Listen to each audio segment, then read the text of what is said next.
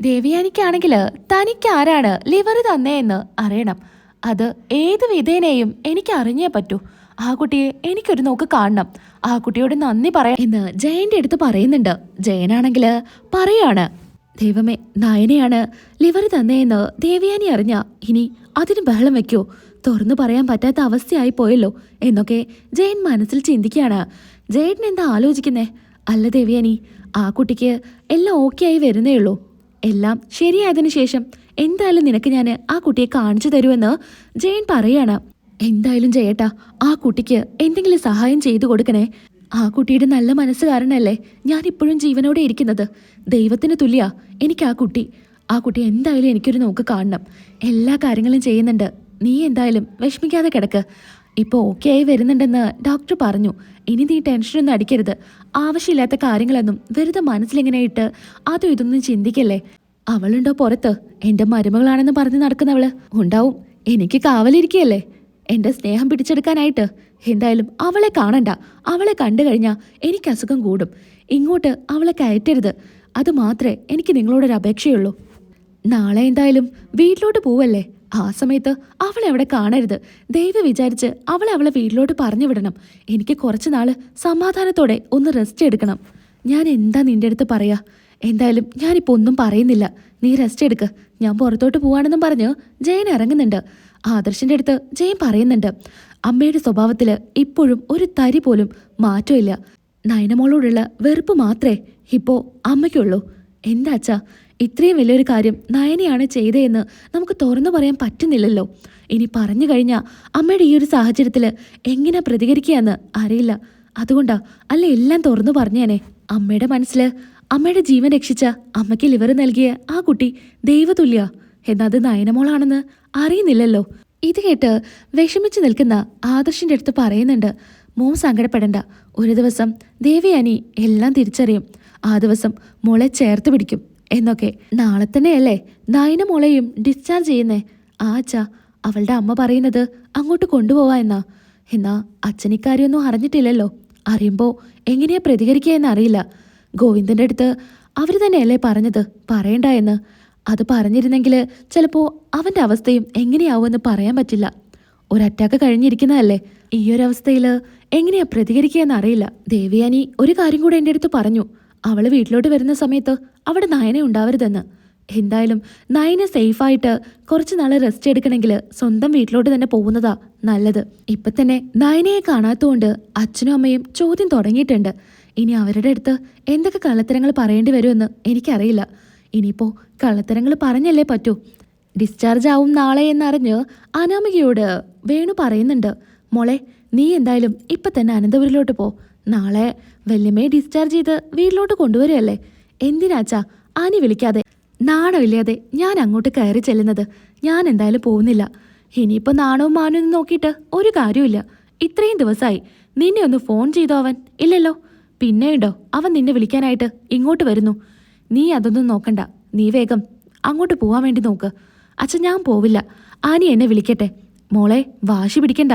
നമ്മുടെ ആവശ്യ. നാണം കെട്ട് അങ്ങോട്ട് കയറി ചെല്ലുന്നതിനെക്കാട്ടിലും നല്ലതേ ഇവിടെ ഇരിക്കുന്നത് തന്നെയാ. നമ്മുടെ സാഹചര്യം കൂടെ മോള് മനസ്സിലാക്കണം. അനന്തപുരിയിലെ സ്വത്തിന്റെ ഒരു പങ്ക് നമുക്കുള്ളതാ. അത് കിട്ടിയാലേ അച്ഛന്റെ കാര്യങ്ങളൊക്കെ നടക്കൂ.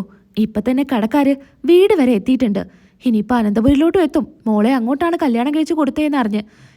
അച്ഛനെന്തായാലും 2-3 ദിവസം കൂടെ ക്ഷമിക്ക്. വല്യമ്മ വീട്ടിലോട്ട് എത്തിയാല് എന്തായാലും അനിയോട് പറഞ്ഞ് എന്നെ വിളിക്കാനായിട്ട് വിടും. അപ്പൊ പോയാ മതി. ഇപ്പൊ തന്നെ പോയാലേ എനിക്കവിടെ ഒരു വിലയുണ്ടായിരിക്കില്ല. വേണേട്ടാ, മോള് പറഞ്ഞതും ശരിയാ. എന്തായാലും ആനി വരട്ടെ. അവൻ വിളിച്ചിട്ട് മോള് പോയാ മതി. മോളങ്ങോട്ട് പോകുമ്പോ വെറുതെ അങ്ങ് പോയാനൊന്നും പറ്റില്ല. കൂടെ നമ്മളും പോണം. നല്ല കണക്കിന് പറഞ്ഞിട്ട് വേണം അവിടെ നിങ്ങോട്ട് പോരാൻ. അച്ഛാ, അമ്മ പറഞ്ഞു തന്നെയാ ശരി. ഞാനെന്തായാലും ആനി വിളിക്കാതെ ഇവിടെ നിന്ന് പോവില്ല. ഇതും പറഞ്ഞുകൊണ്ട് അനാമിക ഉള്ളിലോട്ട് പോകുന്നുണ്ട്.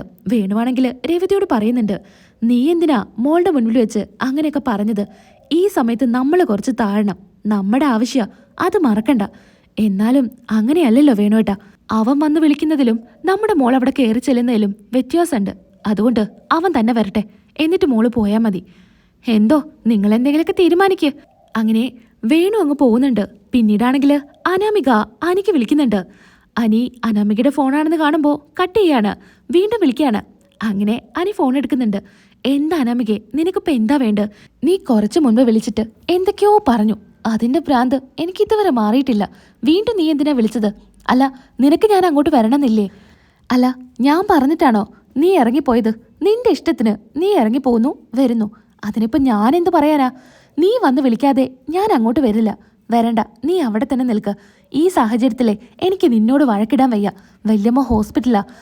ഏട്ടത്തെയും വല്യമ്മി ഡിസ്ചാർജ് ചെയ്ത് വീട്ടിലോട്ട് വരട്ടെ, എന്നിട്ട് നിന്റെ കാര്യം തീരുമാനിക്കാം. ഇത് കേട്ട് അനാമിക ചോദിക്കുന്നുണ്ട്, നിന്റെ നയനേട്ടത്തിക്ക് എന്താ പ്രശ്നം?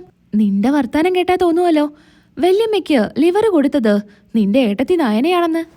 ഇത് കേട്ട് അനിയൊന്ന് ഞെട്ടുന്നുണ്ട്. അത് പിന്നെ ഏട്ടത്തി വല്യമ്മയുടെ കൂടെയല്ലേ? ഏട്ടത്തിയും വല്യമ്മയും വീട്ടിലോട്ട് വരട്ടെ, എന്നിട്ട് തീരുമാനിക്കാന്നാ ഞാൻ പറഞ്ഞത്. നിനക്കെന്തായാലും ഇപ്പൊ സൗകര്യമായല്ലോ അല്ലേ? ഞാനില്ലാത്ത കാരണം ഇപ്പൊ നന്ദുവായിട്ടായിരിക്കും കറക്കം. ഇല്ലാത്തത് പറയണ്ട അനാമികെ. എന്റെ വല്യമ്മ ഹോസ്പിറ്റലിൽ കിടക്കുന്ന സമയത്ത് അവളുമായിട്ട് ഞാൻ എങ്ങോട്ട് പോയെന്നാ? പിന്നെ അവൾ എന്റെ ഫ്രണ്ടാ. ഫ്രണ്ടിനെ കാണരുതെന്നും സംസാരിക്കരുതെന്നും ഇനി നീ പറഞ്ഞാലും ഞാനത് കേൾക്കാനും പോകുന്നില്ല. അവളെ ഞാൻ കാണും, സംസാരിക്കും ഒക്കെ ചെയ്യും. ഫ്രണ്ടിനുപരി എൻ്റെ ഏട്ടത്തിമാരുടെ അനിയത്തിയാ. അങ്ങനെയും എനിക്ക് അവളുമായിട്ട് ബന്ധമുണ്ട്. അതുകൊണ്ട് ഞാൻ അവളെ കാണും, സംസാരിക്കും ചെയ്യും. ഇനി നീ എന്തൊക്കെ പറഞ്ഞാലും. അല്ലെങ്കിലും എനിക്കറിയാടാ, നീ കാണും, സംസാരിക്കും, അവളുമായിട്ട് കറങ്ങും എന്നൊക്കെ. പക്ഷേ ഞാൻ മിണ്ടാതിരിക്കുന്നതേ ഞാനൊരു പൊട്ടിയായിട്ടല്ല. അത് നീ മറക്കണ്ട. നിനക്കുള്ളതെല്ലാം വല്യമ്മ വീട്ടിലോട്ട് വന്നിട്ട് ഞാൻ വാങ്ങിച്ചു തരാം. നീ ഒന്ന് സമാധാനം തരൂ എനിക്ക്. നീ ഒന്ന് ഫോൺ കട്ട് ചെയ്ത് പോയേ എന്നും പറഞ്ഞ് അനി ഫോൺ കട്ട് ചെയ്യുന്നുണ്ട്.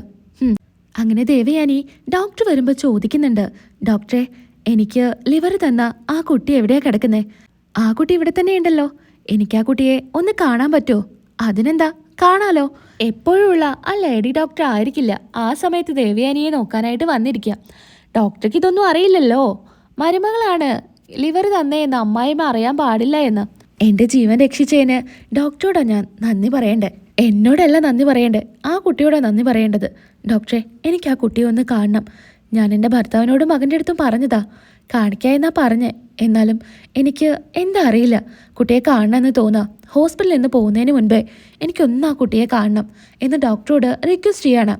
ഡോക്ടർ സമ്മതിക്കുന്നുണ്ട്. എന്തായാലും വൈകിട്ടാവട്ടെ, ഞാൻ റൗണ്ട്സിന് വരുന്ന സമയത്ത് എന്തായാലും കൊണ്ട് കാണിക്കാം എന്ന് ഡോക്ടർ പറയണം. അങ്ങനെ ദേവയാനി നയനയെ കാണാനായിട്ട് വൈകിട്ട് പോകുന്നുണ്ട്. വീൽ ചെയറിലൊക്കെ ഇരുത്തി നേഴ്സ് ദേവയാനിയെ നയനയെ കാണിക്കാനായിട്ട് കൊണ്ടുപോവാണ്. നയനയുടെ റൂമിൽ എത്താൻ നേരത്ത് പെട്ടെന്ന് തന്നെ ആദർശ് കാണുന്നുണ്ട്. എങ്ങോട്ടമ്മേ? അമ്മ എങ്ങോട്ടേ പോകുന്നേ? അല്ല മോനെ, അമ്മയുടെ ജീവൻ രക്ഷിച്ച ആ കുട്ടി ഈ റൂമിലാണെന്നാ പറഞ്ഞേ. എനിക്കൊന്ന് കാണാനാ. ഇത് കേട്ട് ആദർശ് ഞെട്ടുന്നുണ്ട്. അത് പിന്നമ്മേ, ആ കുട്ടി ഇപ്പം അവിടെ ഇല്ല. ആ കുട്ടിയെ ഇപ്പം ICUലോട്ട് കൊണ്ടുപോയി. എന്തോ ആവശ്യത്തിന് കൊണ്ടുപോയതാ. ഇപ്പം തന്നെ വരുമെന്ന് പറഞ്ഞു. എന്തായാലും അമ്മ ഇങ്ങനെ ഇവിടെ നിൽക്കണ്ട. അമ്മ റൂമിലോട്ട് പോക്കോ. നേഴ്സ്, അമ്മയെ റൂമിലോട്ട് കൊണ്ടുപോ. വേണ്ട, ഞാൻ ആ കുട്ടിയെ കണ്ടിട്ട് വന്നോളാം. അമ്മ വാശി പിടിക്കല്ലേ. അമ്മ റൂമിലോട്ട് പൊക്കോ. ആ കുട്ടി വന്നു കഴിഞ്ഞാൽ ഞാൻ പറയാം. എന്നിട്ട് ഞാൻ തന്നെ അമ്മയെ കൊണ്ടുവന്ന് കാണിക്കാം എന്ന് ആദർശ് പറയണം. ഉറപ്പല്ലേ എന്ന് ആദർശിനോട് ചോദിക്കുന്നുണ്ട്. ആ അമ്മേ, ഉറപ്പായിട്ടും കൊണ്ട് കാണിക്കാം എന്നും പറഞ്ഞ് ദേവയാനിയെ പറഞ്ഞു വിടുകയാണ്. ആദർശാണെങ്കിൽ ഒന്ന് പേടിച്ചിരിക്കുകയായിരിക്കും. കാരണം നയന ഉള്ളിലുണ്ടല്ലോ. നയനയെ കണ്ടു കഴിഞ്ഞാൽ അമ്മ എങ്ങനെ പ്രതികരിക്കുമെന്ന് അറിയാതെയായിരിക്കും ആദർശ് ഇപ്പം കാണണ്ട എന്ന് പറഞ്ഞത്.